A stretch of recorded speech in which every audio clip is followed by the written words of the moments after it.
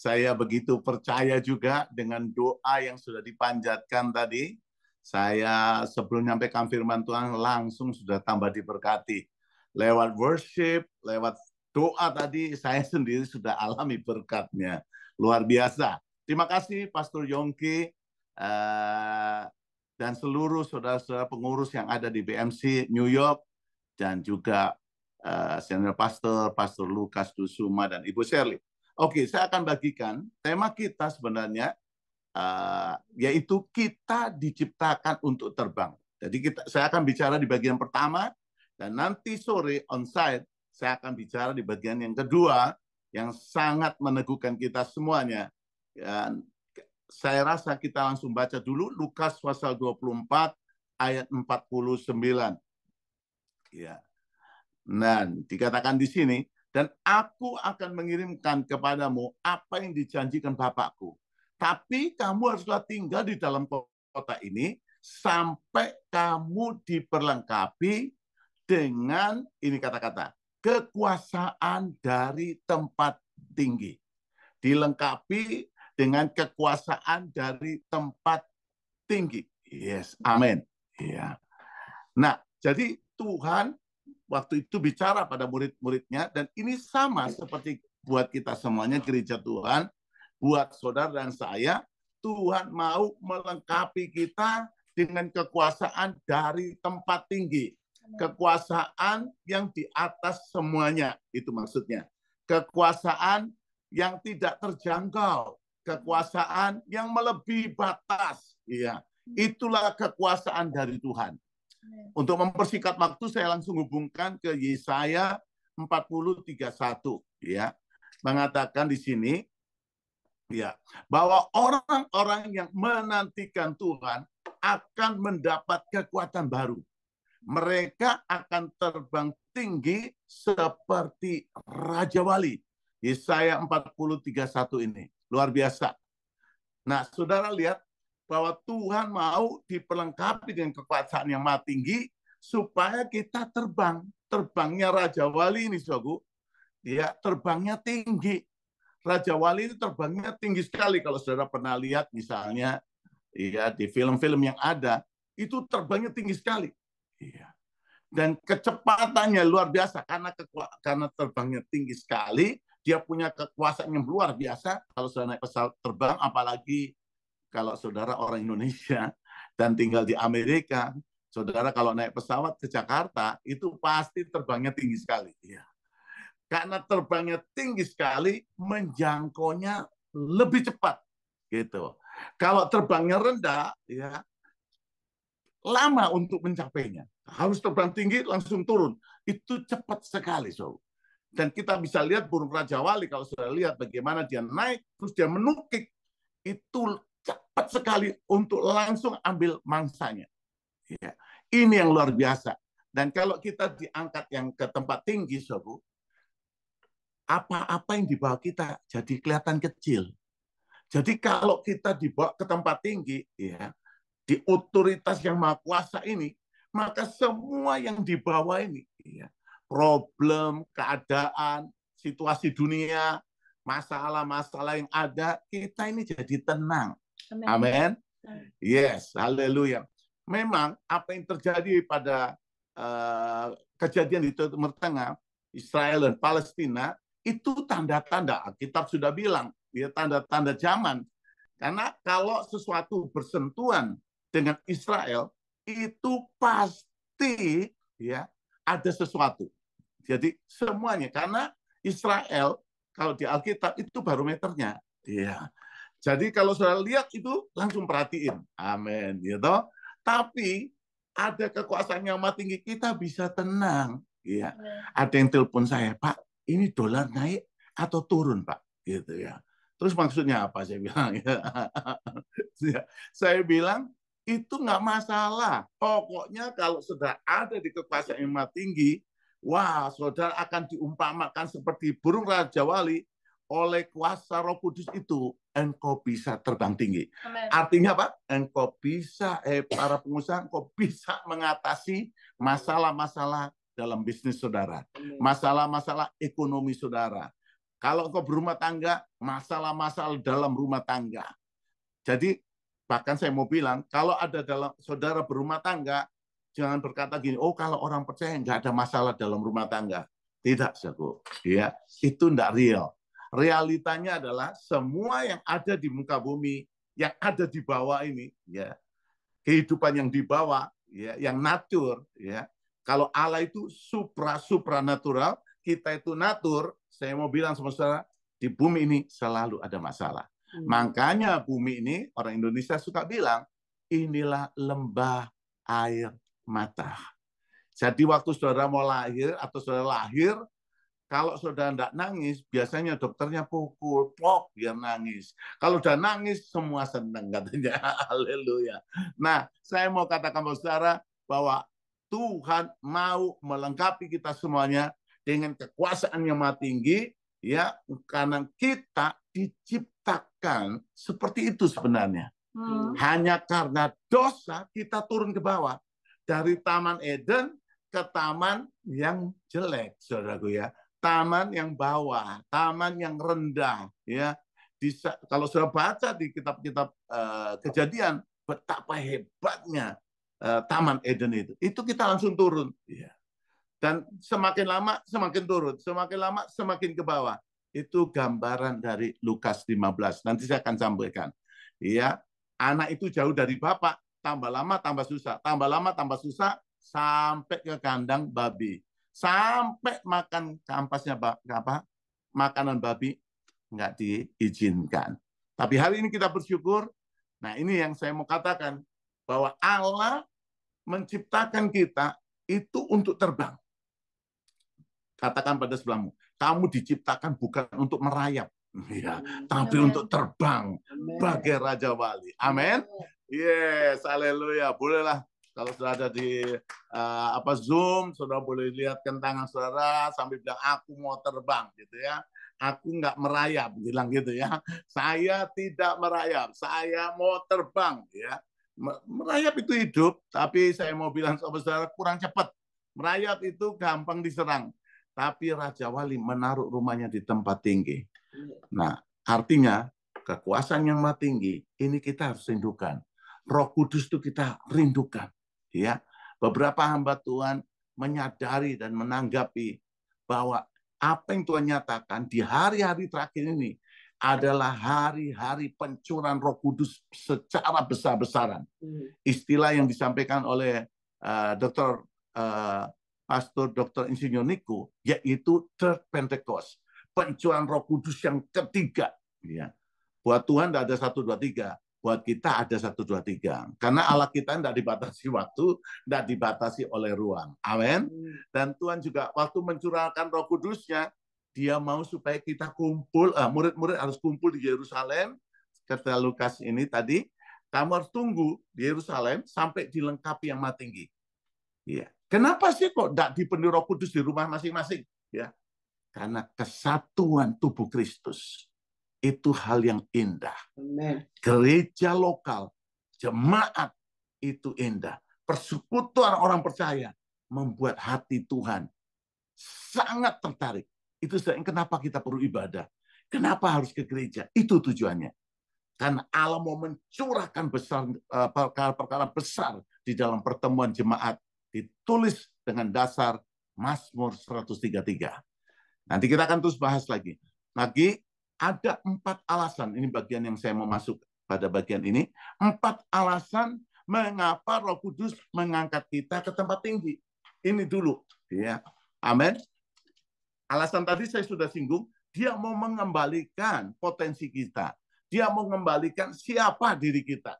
Nah, yang pertama, Roh Kudus memberi kuasa kepada kita untuk apa? Menjadi anak-anak Allah.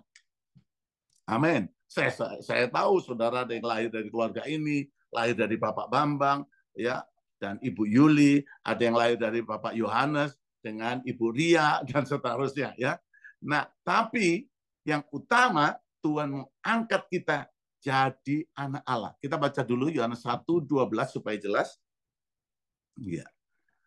Tetapi semua orang yang menerimanya diberinya kuasa supaya menjadi anak-anak Allah, yaitu mereka yang percaya dalam namanya.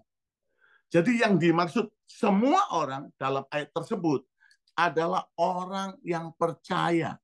Artinya apa? Yang menerima Tuhan Yesus. Kalau saudara menerima Tuhan Yesus, engkau disebut orang percaya, engkau diangkat jadi anak Allah. Amen. Ya, enggak ada yang bisa mengangkat saudara. Martabatmu, pangkatmu, kekayaanmu itu enggak ternilai. Maksud saya, enggak ada harganya di surga. Iya.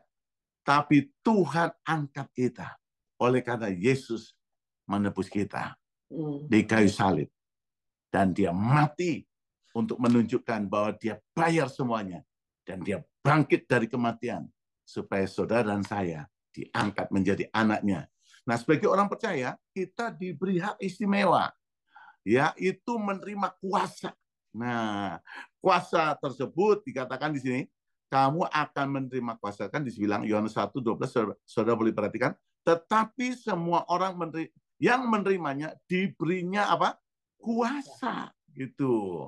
Kuasa tersebut akan mensahkan, melegalkan kita sebagai anak-anak Allah. Amen. Yes, amin. Tanpa kuasa itu, kita nggak akan jadi anak Allah. Kuasa itu adalah Roh Kudus. Nah, salah satu tugas Roh Kudus adalah membawa kita kembali menjadi anak-anak Allah. Istilah pada session ini, kembali menjadi apa? Diciptakan untuk jadi terbang gitu. Tadinya di bawah rata-rata, sekarang naik di atas rata-rata. Dulunya ekor, sekarang jadi kepala. Dulunya turun, sekarang naik. Jadi kata kuasa dalam ayat ini, ya, itu dalam bahasa Yunani ditulis dengan kata exousia, yang berarti apa? Otoritas. Jadi dengan percaya pada Yesus, maka kita menerima Roh Kudus sehingga kita diberi otoritas menjadi anak-anak Allah. Amin. Luar biasa. Amin. Ya, kita akan langsung lihat saja. Saya loncat saja langsung ke cerita Lukas pasal 15. Ya. Amin. Yes. Dikatakan pada ayat ini, waktu anak ini menyadari, lalu ia menyadari keadaannya, coba perhatikan, betapa banyaknya orang upahan Bapakku yang berlimpah-limpah makanannya, tapi aku sendiri di sini mati kelaparan. Tadi saya sudah tinggung dalam pembukaan, bahwa pemuda ini meninggalkan ayahnya. Ya. Dengan segala yang dia punya, ya, tapi dia jauh dari bapaknya. Saudara, Bapak ini gambaran adalah Allah, Bapak kita. Ya. Karena kita jauh, apa yang kita dibekali bisa habis. Ya. Keadaan kita, kekuatan kita, talenta kita, pemikiran kita, ya, semuanya bisa habis. Ya, karena kita jauh, ya, daripada Bapa di surga. Kita lihat ayat 18-nya selanjutnya, dibilang dengan jelas di sini, aku akan bangkit dan pergi pada Bapakku dan berkata padanya, Bapa, aku telah berdosa terhadap surga dan terhadap Bapa. Aku tidak layak lagi disebut, ayat 19, anak Bapa. Jadikan aku sebagai segala seorang apa? Upahan. Ya.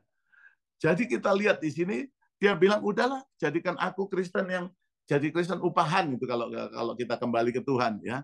Tidak, bahwa Tuhan itu penyedia yang ajaib. Amen. Ia sanggup memenuhi keperluan kita. Ya. Tetapi apakah hanya sebatas itu nilai kekristenan kita? Hanya untuk diberkati, ya, hanya untuk terima upah. Ya. Saya mau katakan pasti tentu tidak, Saudara.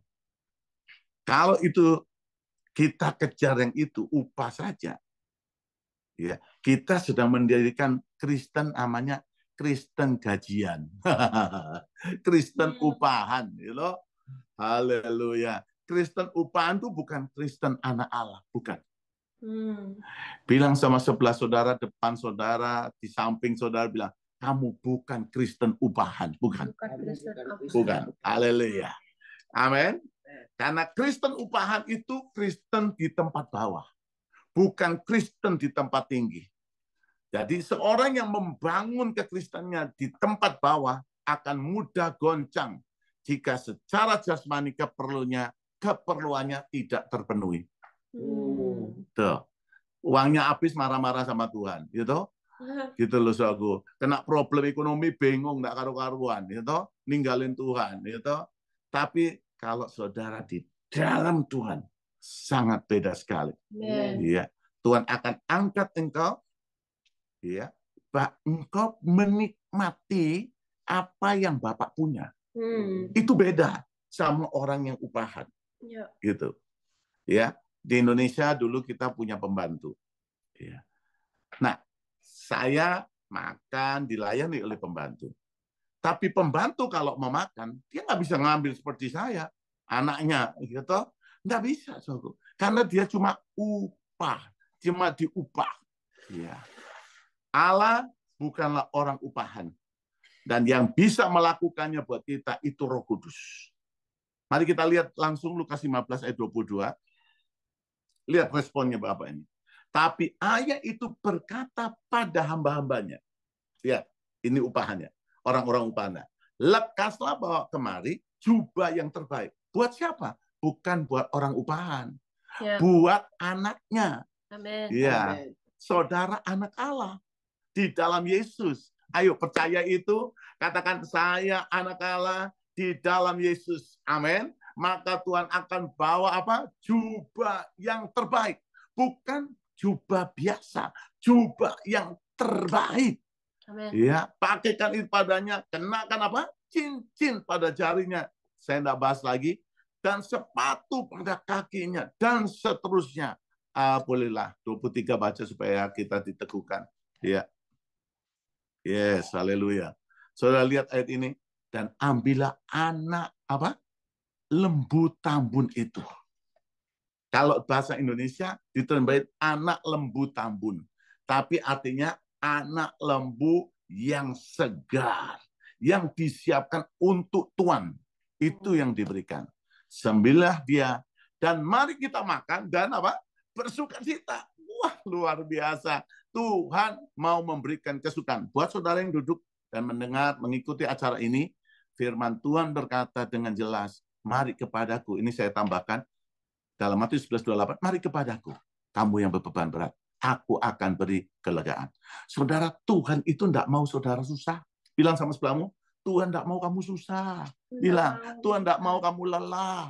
Tuhan tidak tahu kamu apa bersungut-sungut. Tuhan mau kamu sukacita sebagai anaknya. Yang kedua, langsung singkat saja. Roh Kudus membuat kita punya sifat yang kudus. Namanya juga Roh Kudus ya. Akan mengangkat kita menjadi manusia kudus. Nah, kata kudus yang pertama itu suci. Tapi kata kudus yang kedua diprioritaskan. Dikhususkan. Gitu loh. Jadi kekudusan itu hubungannya sama spesial. Haleluya. Orang Indonesia itu paling suka kalau ditulis spesial, gitu. Makan apa? Nasi campur spesial, gitu ya. Rawon spesial, apalagi itu. Pokoknya yang spesial itu pasti ada tambahannya. Ada yang pakai telur, ada yang pakai kaki ayam tambah 3, ada yang ditambah macam-macam. Spesial. Ini. Jadi kekudusan sama apa? Kekhususan, ya. Itu Tuhan buat mereka yang percaya padanya. Karena Roh Kudus akan bekerja. Saudara, kekudusan bukanlah hal yang menakutkan. Bukan. Ya. Itu hal yang bisa menarik kita menjadi suatu kesukaan. Dan kekudusan, saya mau singgung ini, kalau saudara rasa bahwa kekudusan itu susah, seringkali ingin membawa kita kepada kehidupan yang ke bawah, ke dunia. Karena kita pikir nggak bisa terjangkau. Roh Kudus akan bekerja.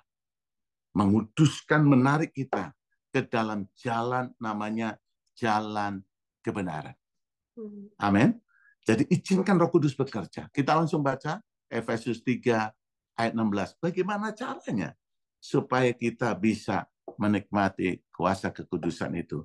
Aku berdoa supaya ia menurut kekayaan Efesus 3:16, aku berdoa supaya ia menurut kekayaan kemuliaannya menguatkan dan meneguhkan kamu oleh rohnya di dalam batinmu. Jadi, saudara, kita lihat Efesus 3:16 ini mengajar bahwa Roh Kudus akan kuatkan setiap firman Tuhan dalam batin kita. Dia kuatkan, dia teguhkan hati nurani kita. Dan itu memampukan kita untuk berkata, aku tidak perlu berbuat dosa lagi. Amin. Amin. Dan waktu engkau dipenuhi Roh Kudus, kau izinkan Roh Kudus bekerja, membuat engkau teguh, kuat, cara berpikir, berkata-kata, bertindak didasari oleh dasar firman Tuhan. Amin. Saya mau katakan semua saudara bisa hidup kudus. Amin. Ibrani 12:14 saya singgung aja. Kejarlah kekudusan, karena tanpa kekudusan tidak seorang pun akan melihat Tuhan. Amin. Amin. Ya. Artinya apa? Kejar kekudusan, usahakan gitu. Saudara, kalau engkau salah, langsung minta, Tuhan, darahmu sucikan saya. Amin. Amin. Untuk hidup benar itu kayak orang naik sepeda dulu. Waktu saya belajar naik sepeda, ya itu jatuh lagi. Lama-lama pinter naik sepeda. Bisa. Amin. Haleluya. Apalagi Roh Kudus menyertai kita. Yang ketiga, Roh Kudus membuat kita bisa mengalahkan iblis. Ini dalangnya, ya toh. Ini harus bisa dikalahkan, ya toh. Langsung saja kita baca 2 Korintus 10 ayat yang ke-3 sampai 6. Dikatakan, memang kami masih hidup di dunia, tetapi kami tidak berjuang secara duniawi. Saya ulang, memang kami masih hidup di dunia, tapi kami tidak berjuang secara duniawi. Kami tidak berjuang dengan yang di bawah. Duniawi ini bawah. Kita ini yang ilahi. Kalau saudara baca lain ayat, disebutkan siapa yang percaya Tuhan itu, kamu adalah manusia-manusia ilahi. Ya. Nah ini, kita nggak juang karena dunia. Karena senjata kami, ayat 4, dalam perjuangan bukanlah senjata duniawi, melainkan senjata yang diperlengkapi kuasa Allah, yang sanggup meruntuhkan ini, hebat. Benteng-benteng, rubuh semuanya. 5, kita baca sekalian. Kami mematahkan setiap siasat orang, merubuhkan setiap kubu yang dibangun oleh gangguan manusia untuk menentang pengenalan Allah. Kami menawan segala pikiran dan menaklukkannya kepada Kristus. Luar biasa. Terakhir, 6. Dan kami siap sedia juga untuk menghukum setiap kedurhakaan bila ketaatan kamu telah menjadi sempurna. Itu Paulus katakan dengan jelas. Kalau perlu dihukum, kata gitu. Ya. Nah, saya mau katakan ini bagian ini artinya apa? Bahwa saya tuliskan bahwa yang membuat kita dikalahkan iblis itu karena kita masih hidup di dunia. Dan kita terbiasa menggunakan cara-cara dunia. Itu yang bikin kita bisa kalah. Iblis bisa lihat kita dan kita nggak bisa lihat iblis. Tapi saudaraku, Alkitab mengajarkan agar kita melawan iblis. Amin. Kita dapat mengusirnya, kita dapat mengalahkannya kalau Roh Kudus turun ke atas kita. Tadi itu yang membuat kita punya otoritas. Ya. Kita akan ke Efesus 6, tapi saya katakan Markus 16 ayat 17, orang-orang percaya disertai tanda-tanda, usir setan-setan dalam namaku. Itu tambahannya, ya. Tanda-tanda ini akan menyertai, terima kasih host, akan menyertai orang-orang percaya. Mereka akan mengusir setan-setan demi namaku. Luar biasa. Diberi otoritas dalam nama Yesus, kita bisa usir setan. Nah, Efesus 6 ayat 11 sampai 18, karena ini panjang ceritanya, tapi saya mau tunjukkan ayat ini. Ya, ayat 11. Kenakanlah seluruh perlengkapan senjata Allah supaya kamu dapat bertahan melawan tipu muslihat iblis. Artinya apa? Bisa pertama melawan tipu muslihat iblis. Iblis itu mau datang, nipu lagi, mau berjuang, nipu lagi, tapi engkau bisa bertahan terus. Amin. Nah, ini bagus sekali. Karena perjuangan kita bukan melawan darah dan daging, tapi melawan pemerintah-pemerintah, melawan penguasa-penguasa, Ini bukan pemerintahan Amerika atau Indonesia, tapi pemerintahan kuasa-kuasa di udara dibilang. Melawan penghulu-penghulu dunia yang gelap, melawan roh-roh jahat di udara. Kembali ke ayat 10, coba saya tunjukkan kepada saudara, akhirnya. Ya. Saya kalau nonton film dulu, nggak pusing dengan depannya, yang penting akhirnya. Nah, akhirnya ini penting, amin. Akhirnya, hendaklah kamu kuat di dalam Tuhan, di dalam kekuatan kuasanya. Di dalam apa? Kekuatan kuasa Allah. Itulah Roh Kudus. Hendaklah kamu kuat di dalam Tuhan. Ya, saudara, engkau bisa kuat dalam Tuhan. Terjemahannya, ini ada terjemahan yang baik sekali. Akhirnya hendaklah kamu kuat. Tapi sebenarnya ada kata ini. Akhirnya kekuatan dari kekuasaan Allah akan memampukan engkau. Karena engkau di dalam Tuhan. Amen. Beri tepuk tangan dulu bagi Allah kita. Haleluya. Luar biasa. Amen. Dan yang terakhir di bagian 3 ini, kita baca 1 Yohanes 4 ayat 4 sebelum kita masuk ke nomor 4. Ya, menegaskan di sini, kamu berasal dari Allah, anak-anakku. Amen. Dan kamu telah mengalahkan nabi-nabi palsu itu. Sebab roh yang di dalam kamu lebih besar daripada roh yang ada di dalam dunia ini.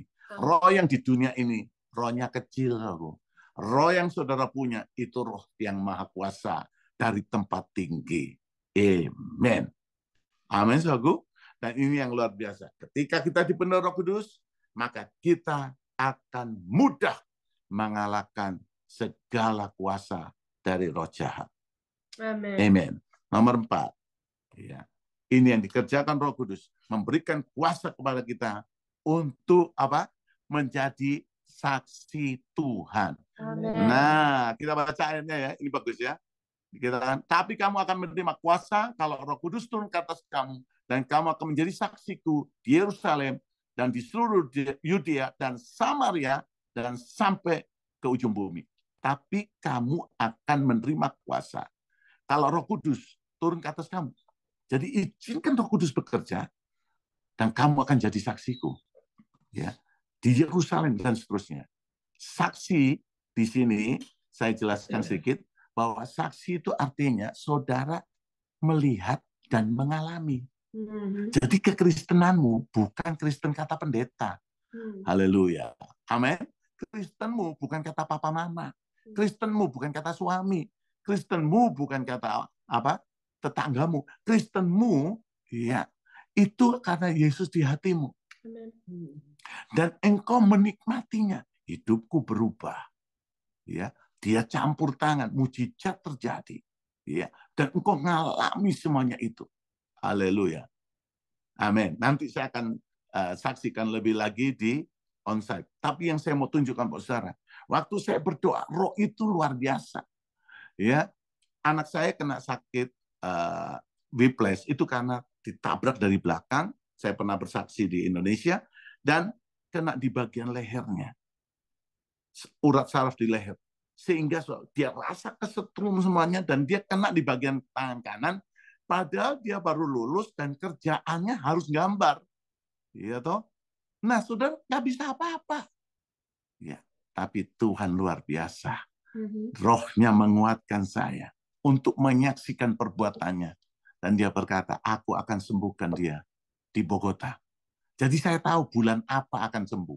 Haleluya. Karena saya tahu konferensi di Bogota itu bulan apa, tanggal berapa sampai tanggal berapa. Jadi saya tahu, oh bulan Januari sembuh. 2022. 2021 ya. 2 tahun yang lalu ini. Kok cepat juga ya dunia ini.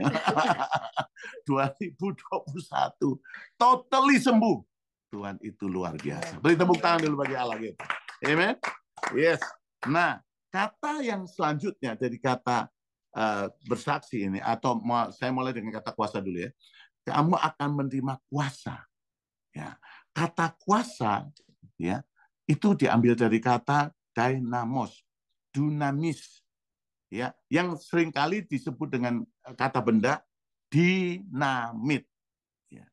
Dinamit itu artinya yang berarti ya ini penting kuasa. Saudara lihat saya ke pabrik semen untuk menghancurkan gunung batu dipasang dinamit. Ya. Pasang celek, ya. Dulu pakai kabel panjang terus baru dipompa meledak. Sekarang sudah otomatis ya, pakai sensor. Hebat sekarang. Wah, pasang gunung batu yang keras meledak. Saya mau bilang sama saudara, kau akan lihat ledakan-ledakan rohani dalam hidup saudara. Kau akan lihat perkara-perkara ajaib yang nggak mungkin terpecahkan persoalanmu, bisa terpecahkan. Supaya apa? Supaya engkau bersaksi bahwa Tuhan ajaib. Kuasa Tuhan tidak terbatas. Aku rasa aku sudah tidak mampu. Aku rasa sudah tidak ada jalan keluar. Saya mau bilang pada pagi hari ini, pada sore hari ini, pada malam hari ini di Australia ada yang ikut ini. Saya mau katakan pada saudara bahwa Allah peduli dan Allah sanggup melakukan perkara besar buat hidup saudara. Mungkin kau sudah nggak tahu harus buat apa. Jangan putus asa. Please, jangan putus asa. Datang pada Tuhan Yesus. Roh-Nya akan bekerja dalam hatimu dan membuat perkara besar terjadi. Kuasa ini menjadikan kita sungguh-sungguh menjadi anak Tuhan yang dilengkapi dengan kuasa dan untuk menjadi saksi Kristus. Saya rasa saya berhenti sampai sini. Kok saya rasa kita mesti berdoa sekarang. Mari kita berdoa. Tuhan, pada hari ini juga hamba berdoa, hamba rasa ada orang yang mendengar, ada orang yang mengikuti ibadah ini. Mereka rasa berat di kepalanya karena pemikirannya terbatas, berat di kepalanya karena problemnya melebihi pemikiran dia, berat di kepalanya karena dia tidak tahu apa yang harus dia buat, berat di kepalanya karena problemnya sudah begitu berkepanjangan. Tuhan, ulurkan tangan-Mu supaya dia bukan hanya jadi manusia biasa, apalagi manusia yang terkutuk, manusia yang penuh dengan beban. Bahkan kalau dia Kristen, bukan Kristen upahan, tapi dia betul-betul anak raja. Orang-orang yang punya otoritas, orang-orang yang berhak mengalami janji-Mu. Dalam nama Yesus, dalam nama Yesus, dalam nama Yesus. Berdoalah saudaraku. Saya tahu kuasa Tuhan sedang bekerja dimanapun Anda berada. Oh, Rabba kata karalaba syada baralaba. Rohmu bekerja Tuhan, menjamah, memulihkan dalam nama Yesus. Dalam nama Yesus. Dalam nama Yesus. Tuhan, Engkau tahu siapa orang ini. Engkau tahu Engkau mengasihi dia.